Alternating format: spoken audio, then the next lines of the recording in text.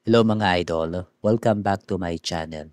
For today's video, tuturuan ko kayo kung paano mag-file ng 1701 per quarter. Ito yung ating tax income return for self-employed individuals or mixed income earner. Fill up lang natin itong ating profile dito, itong offline EBIR forms. Usually, ginagawa natin to every quarter nagpa-file. So ito po yung offline EBIR forms. Ang deadline po ng ating application nito ay on or before November 15. Huwag po natin kakalimutan. So for me, pinilapan ko lang to. Then, piliin lang po natin itong form na to, 1701. Pagkatapos ay click natin yung fill up. So meron lang siya magpa-pop up notification successfully as profile. Ayan. So usually, ito po yun. Check lang natin itong third quarter. Yan. So amended return 0. So attachment lang sa atin is number 1 kasi 2307 lang yung ating attachment dito. So sa akin is as professional, then mixed income 8% IT rate. Ayan, so ilalagay natin yung details natin dito na birthday, tapos citizenship, and Filipino. Ayan. So, wala naman dito. No. Atin. Tapos 8% on gross. So far, okay na to. Save lang natin. Magpa-pop up. Then next. Sa next natin, ito lang naman yung pinipilapan natin, yung number 47 dito, sales revenues. Depende guys sa inyo to kasi sa akin, for mixed income earner, so yung commission ko lang sa ating pagiging agent sa ating financial advisor. So, tignan lang natin itong ano. So, meron lang tayong pumasok na 3,510. So, lagay lang natin dito na 3,510.06.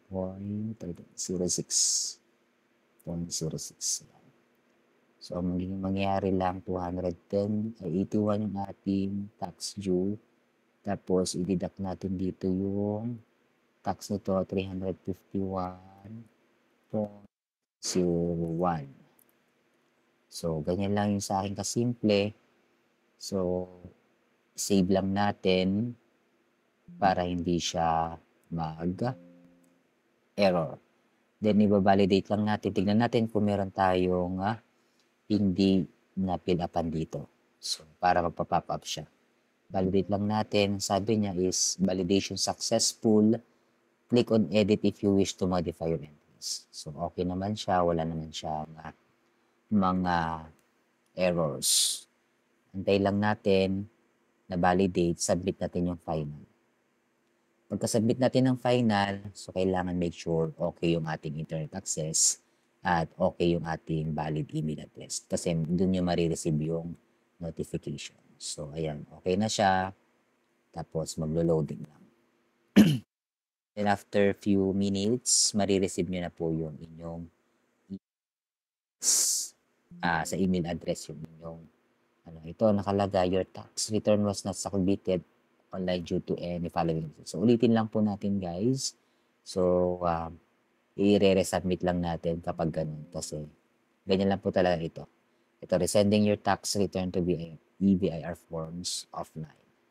So, loading lang ulit siya. Antayin lang natin yung ating email address, notification. Mabilis lang ito. Ayan. Hintayin lang natin yung tax return na receipt confirmation.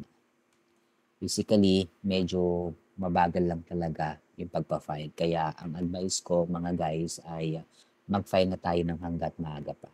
So usually ngayon October 15, ang deadline pa nito ay November 15. Meron pa tayong deadline.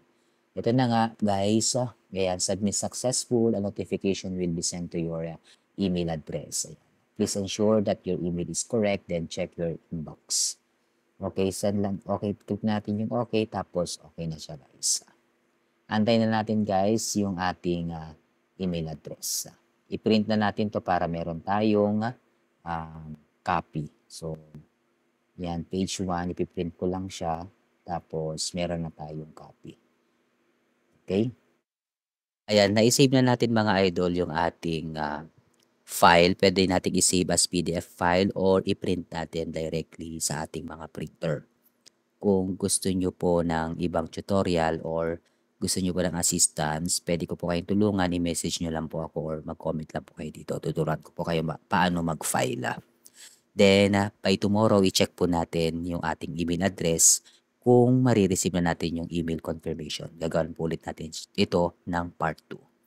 If you like if you like my tutorial, so mag-subscribe lang po kayo, mag-like or comment.